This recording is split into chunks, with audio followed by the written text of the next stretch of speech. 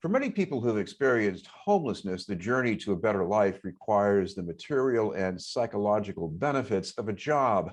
At Pine Street Inn, there's a path to jobs in the food sector, thanks to a social enterprise known as iCater. To tell us how the program works is the executive chef, Frank Van Overbeeke. Thank you very much for being with us, Frank. Thank you for having me. Frank, I want to start by congratulating you on a milestone. What is this, 7 million meals? What does that say about either the scale or the fact that this seems to be sticking, a program like this? Well, we're very proud of it. It's 7 million meals that we've served to folks that actually need these meals, whether that's here in our own facility or to our social enterprise customers around the city. It's something we've been, like I said, it's a big milestone for us, and we're very proud of it. It's interesting the way you say people who need meals, because not so long ago you were working in Newbury Street, I think, in an upscale French restaurant. You worked at other places, maybe tourist destinations. This seems to be quite a change. What was it like for you? It was a very dramatic change, and it was, to be honest with you, one that I wasn't sure I wanted to make.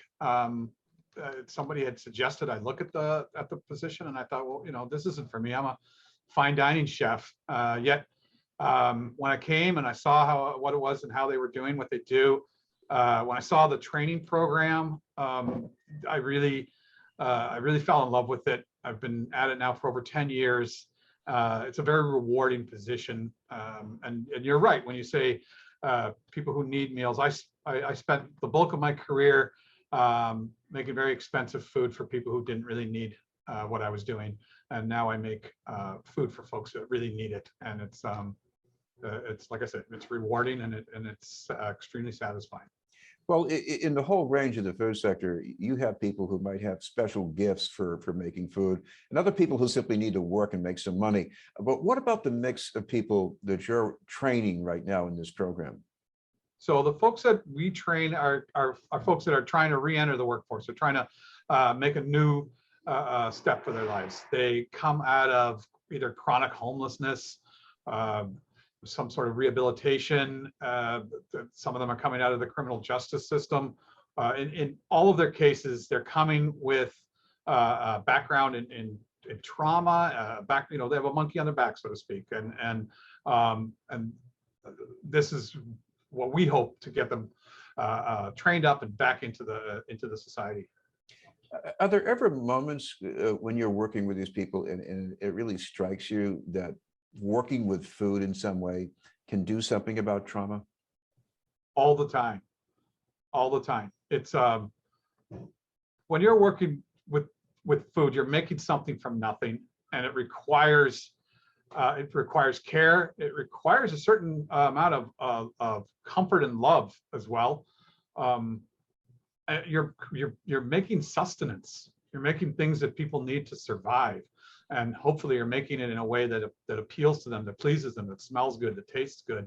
And I think it's a tremendous inspiration for folks that are learning here, that are in our program, to be able to make something that they can bring out to the guests and watch them enjoy, and know that they were a part of that person's sustenance for the day, that person's needs for the day. So, well, certainly one goal is for people to commit a program and then disappear into self-sufficiency, as it were.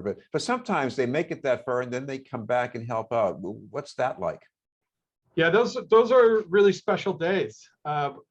Here at Pine Street, we've had a number of times where folks came through the program, learned what they learned, got themselves a job in a successful way in a good organization, and then came back with that organization to do a volunteer stint. For instance, we've had folks that help out at Thanksgiving. I think Legal Seafoods is one of these organizations, and we had a gentleman that worked with us that went to work for Legals, and he was so proud to be walking around Pine Street Inn with his colleagues at Legal Seafoods, helping them prepare and helping us prepare the Thanksgiving dinner. Those are special moments because that's when we really see that this person succeeded. He got through the program exactly the way we wanted him to. Well, another goal of this program is to provide something that customers need too. Explain how that works. Right. So we have a large social enterprise. Our social enterprise, we serve about 19,000 meals a day that we sell to organizations around the city, like schools, rehabilitation centers, daycare facilities. We provide them with their daily hot lunches, sometimes both their lunches and their dinners. And it's a terrific program that actually brings us all the income we need to run the training program. We're a completely self-sufficient social enterprise.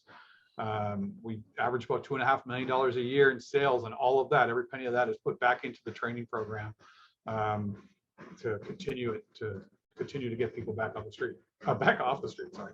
Exactly, exactly. Now, in addition to working in the food sector, I think you're also teaching some other skills so that people will stabilize their lives as well. How does that work exactly? That is correct. We have we run classes that we run ourselves, and that we also have volunteers help with. So we do things like digital literacy, financial literacy, regular sort of life skills, as well as culinary skills and food safety certification. All of these things are classes that we operate weekly, even mindfulness class. These are all things that we need to do in concert with the food service training, so that these folks are well-rounded when they leave the organization. Now, if we had been interviewing about this a year and a half ago, I might have said, oh my God, a waste of resources. There are no jobs now because of the pandemic. No. Now what we're hearing is that restaurants, they don't have enough people to do the work. No, it's everywhere I look. All of my friends and all of my colleagues that are in the restaurant business are desperate for cooks. And so it's been a bit of a bonus for us, and a bit of a difficulty for us, because those trainees that we bring in, those are all trainees that are actually part of our workforce as well, and they're getting snapped up quickly. A lot of them are getting jobs in the food services really quick, which could be a bit of a challenge to us, because then we need to find more trainees to train and get into our system. So which we are.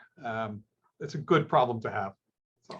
Another part of this program is that you have some other well-known chefs who come and visit. They give demonstrations, and I'm wondering, what does that do for the trainees that isn't done by the rest of the program?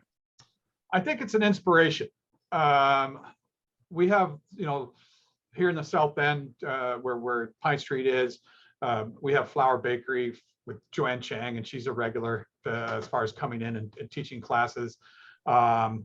We've had Jeremy Sewell. We've had Jamie Bissonette and Andy Husbands. These are all guys that, in many cases, are coming up by by their bootstraps, so to speak, and they have great stories to tell our trainees about how they made it up in the industry. They didn't get anything handed to them. They had to work very hard for it. And cooks often come with a bit rough around the edges. They might have tattoos. They might have interesting backgrounds, and those things are all really helpful for our trainees, who realize that they too can, with some hard work, can achieve things that that these cooks, these chefs have achieved. So I think it's an inspiration.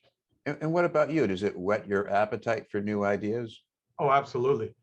Oh yeah, 100%. A lot of the adjustments that we make to the menu here at Pine Street come from the private sector, from dishes that we've seen that seem to be popular, or that and then we try to figure out a way to translate that into 2,000 portions at a time. That's always our challenge.